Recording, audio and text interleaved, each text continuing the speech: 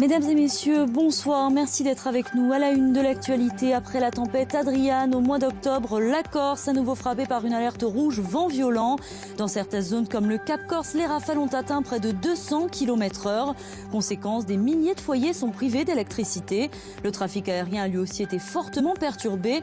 Par précaution, la préfecture avait interdit tout type de manifestation. Mais alors comment ces mesures sont-elles prises en cas de phénomène météo inquiétant?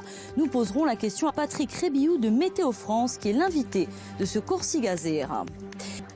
La Haute-Corse est désormais placée en vigilance orange depuis le milieu de l'après-midi, mais c'est bien dans ce département que les effets des vents violents ont été le plus ressentis. Le bilan est toutefois sans comparaison avec celui de la tempête Adriane du mois d'octobre.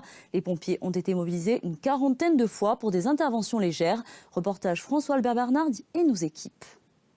À Maginadio, à la pointe du Cap Corse, le vent a soufflé toute la journée. Mais ici, les rafales sont parfois plus fortes que celles d'aujourd'hui. Pour les habitants, ce genre de tempêtes deviennent régulières. Par rapport aux années précédentes, les conditions climatiques se sont très dégradées. Et on a souvent ce type de phénomène, de vent violent qui arrive un petit peu comme ça. C'est assez surprenant, oui. Le Cap Corse détient le record de la plus forte rafale de cette tempête, avec 186 km/h relevés à son extrémité. Dans le reste de l'île, 176 km/h pour la Balagne et près de 165 pour le sud. En plaine, les rafales atteignent 136 km/h comme dans le port de Solenzar. Une quarantaine d'interventions, de faibles dégâts, quelques arbres couchés sur la chaussée et 3 blessés légers, des personnes âgées qui ont chuté à cause des fortes rafales, dont une ici, sur le quai du port de Saint-Florent. Et les choses sont en train de se rétablir, donc bilan positif. La population, tout le monde, les maires qui ont activé leur plan communal de sauvegarde ont vraiment répondu à nos conseils de prudence de ne pas circuler durant cet épisode, puisque, comme je l'ai indiqué à maintes reprises, on se met en danger quand on va dehors. Plus de courant à Foleli, comme ici, plus de 8000 clients sont toujours privés d'électricité, notamment en Balagne et dans le Fiumoro. Le vent a aussi perturbé les transports. Le trafic ferroviaire est toujours suspendu sur l'ensemble de l'île. En mer, les bateaux ont été retardés et certains annulés dans le port de Bastia. Et dans les airs, le trafic à l'aéroport de Porrette devrait revenir à la normale dès ce soir. Plusieurs vols ont été annulés ou repoussés. On ne sait pas encore, on attend un peu pour savoir comment on s'organise, on attend d'avoir des réponses. Et du coup, pour l'instant, on est bloqué dans l'aéroport. Le prochain avion, ce serait à quelle heure? 23h25. Ce soir, la Haute-Corse est toujours en vigilance orange, la Corse du Sud en rouge. Toutes les manifestations publiques, comme le match du Sporting Club Bastia, ont été annulées. Et à cette heure, la Corse du Sud est elle aussi repassée en vigilance orange. Et notez que selon EDF, à l'heure actuelle, ce ne sont plus que 4700 clients qui sont privés d'électricité.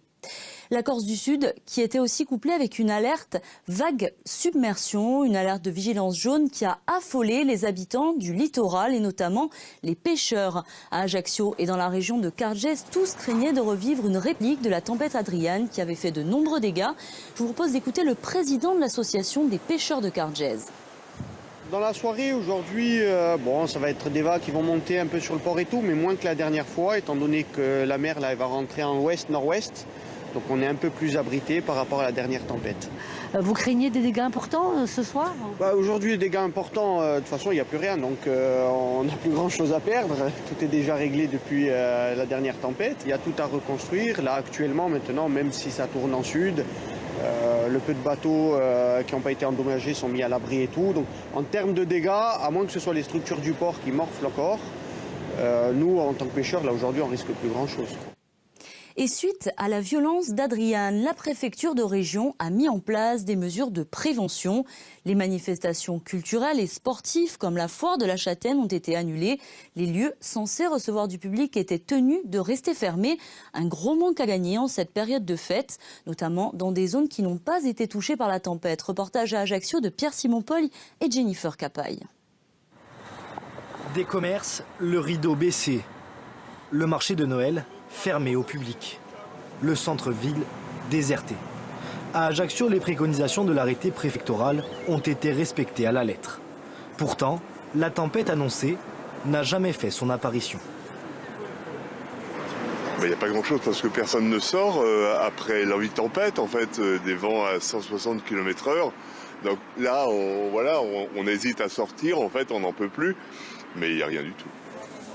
Ce matin, sur le marché, à peine installés, les artisans ont dû remballer leurs affaires. Certains commerçants ont fermé après avoir pris connaissance de l'arrêté.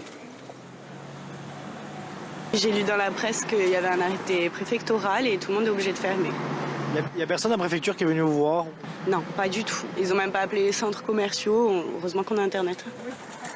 Car les grandes surfaces ont accueilli du public ce matin avant de fermer leurs portes à la mi-journée. Même mesure pour les hôteliers.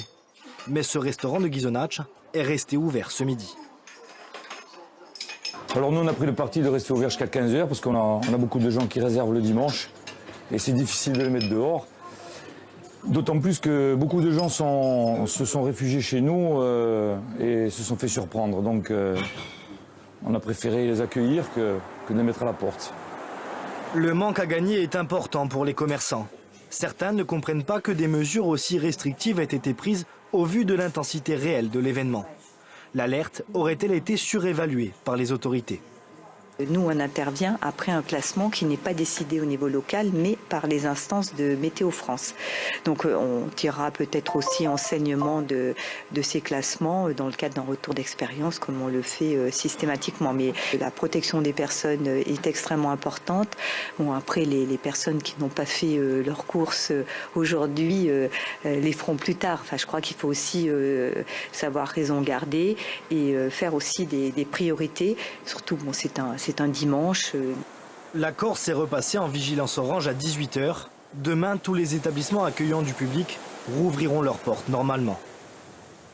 Et dans certaines zones, les rafales de vent ont frôlé les 200 km/h. Dans l'après-midi, les services de Météo France ont enregistré 165 km/h à Porto Vecchio, 176 à l'île Rousse et pas moins de 186 km/h dans le Cap Corse. Je me tourne tout de suite vers vous, Patrick Rébiou. Bonsoir. Bonsoir. Vous êtes météorologue. Alors, on l'a vu, ces rafales étaient d'une violence impressionnante. Oui, c'était des rafales qu'on attendait. C'est ce qu'on appelle des phénomènes de déferlement. En fait, c'est un effet orographique, donc il y a une accélération des vents dans la pente. C'était pour ça que c'était plutôt la Haute-Corse et la partie orientale de l'île, y compris le département de la Corse du Sud, qui étaient vraiment menacés par ces grosses rafales. Voilà. Avec la région ajaxienne qu'on sentait plus ou moins épargnée. Mais néanmoins, ça concernait toute l'île. Corté à 813 km/h.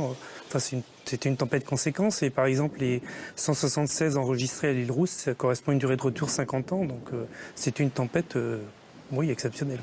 Alors, une tempête exceptionnelle, mais tout de même, la dernière alerte rouge qui remonte à la tempête Adriane, qui a balayé l'île et où les dégâts étaient, pour le coup, très importants. Ça se chiffre en millions. Il y a même eu un décès. Est-ce qu'aujourd'hui, au vu de la situation ce soir, est-ce qu'on a évité le pire? Est-ce que, selon vous, il fallait placer la Corse en vigilance rouge? Est-ce que ça le nécessitait? Alors, pour placer, en fait, on estime le risque météorologique et après, au-delà des seuils de rafales, il y a aussi les enjeux. On comprend bien que des rafales très violentes sur une ville comme Bastia n'ont pas le même effet que sur la pointe du Cap Corse. Voilà, il y a ça. Et ensuite, par rapport à Adriane, on a enregistré des valeurs similaires quasiment, mais dans des secteurs de vent différents. Et en plus, je pense qu'on confond. La tempête Adriane a aussi fait beaucoup de dégâts à cause de la mer, ce qui n'était pas le cas cette fois-ci, puisqu'on était en vigilance jaune avec submersion, puisque la mer était forte, mais d'un secteur inhabituel. En plus, il n'y avait pas les phénomènes de surcote comme la dernière fois, donc il n'y a pas eu des dégâts à cause de la mer. Après, peut-être que... Enfin, le but des vigilances, c'est aussi que le citoyen ait des comportements adéquats. Donc peut-être que voilà, il n'y a pas eu beaucoup d'interventions parce que tout le monde a respecté ce qu'impliquent les comportements d'une vigilance rouge. Et alors justement, on peut se demander comment fonctionnent ces dispositifs. Est-ce que c'est Météo France ou la préfecture qui décide du degré de vigilance et des dispositions à prendre? Non, c'est pas la préfecture qui décide de la couleur de la vigilance. C'est une procédure qui se fait aux 3 échelons de Météo France. On est en contact effectivement aussi avec la zone sud, le COS. Et ensuite, il peut y avoir des enjeux dont on nous fait part qui modulent plus ou moins notre décision. Mais après, par contre, on est toujours en interaction avec les acteurs de la sécurité, notamment départementaux, pour avoir des retours terrain, éventuellement graduer vers le bas ou vers le haut la vigilance, quoi. Et est-ce que l'avis de Météo France envers la préfecture, on va dire, est-ce que c'est un avis consultatif ou C'est une procédure. La procédure de vigilance a été inventée en 2001 pour que tous les acteurs participent à la sécurité, c'est-à-dire le grand public, les acteurs de sécurité comme la préfecture, la sécurité civile et Météo France qui donne l'alerte météorologique. Donc effectivement, la vigilance météorologique fixe le cadre du danger météorologique. Merci à vous, Patrick Rébilloux, d'avoir été notre invité. Dans le reste de l'actualité,